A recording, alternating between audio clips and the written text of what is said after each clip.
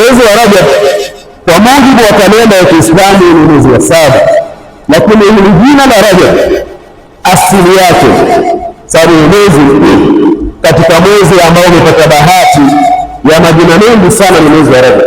Una majina karibu 18, na jina hili la Rajab hasa rasmi lilitumiwa na ulianza kupewa mwezi huu ilikuwa ni mwaka 412 tangu kuzaliwa Nabii Allah Isa alayhi salam, na ulipata jina hili wakana dhalika fi ahdi Kilab bin Murra, ilikuwa ni katika zama za Kilab bin Murra. Hii Kilab ni babu yake Mtume sallallahu alayhi wasallam ambaye ni babu wa 5, na babu yake huyu ndiye ambaye kwamba anakutanisha nasaba ya Mtume kwa upande wa baba yake na upande wa mama yake. Kwa hiyo akautunukia mwezi huu kwa jina la Rajab. Rajab maana yake al-murajjab, ni kitu ambacho kwamba kinatukuzwa, na mwezi wa Rajab ni mwezi ambao ulitukuzwa sana wakati wa jahiliya.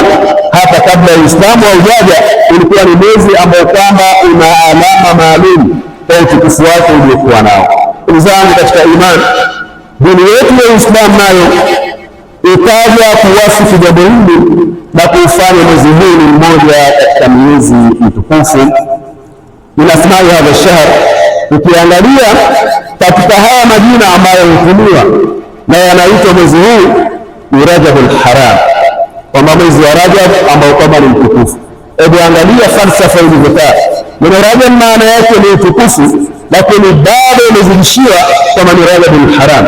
Lakini pia mwezi huu Mtume sallallahu alaihi wasallam aliutaja kwa jina la Rajab fardhi, mwezi wa Rajab ambao uko peke yake, yani imejitenga baina ya miezi mitukufu mingine, kama ambavyo tutaona hadithi ya Mtume sallallahu alaihi wasallam inabainisha masala hayo. Lakini pia vile vile Mtume sallallahu alaihi wasallam kawaita ni Rajab Mubarak, ni Rajab ya kabila la Mubarak, kabila ambalo mwezi huu waliadhimisha kwa taadhiman ya hali ya juu, waliupa utukufu wa kipekee yake. Iko miezi mitatu ambayo imefuatana, lakini mwezi huu waliupa nafasi ya kwanza kabisa. Lakini pia katika asma wa shahr, majina ya mwezi huu ni Rajabul Asam, Rajabu kiziwi, yani Rajabu ambayo inaukinya, Rajabu ambayo imenyamaza kabisa.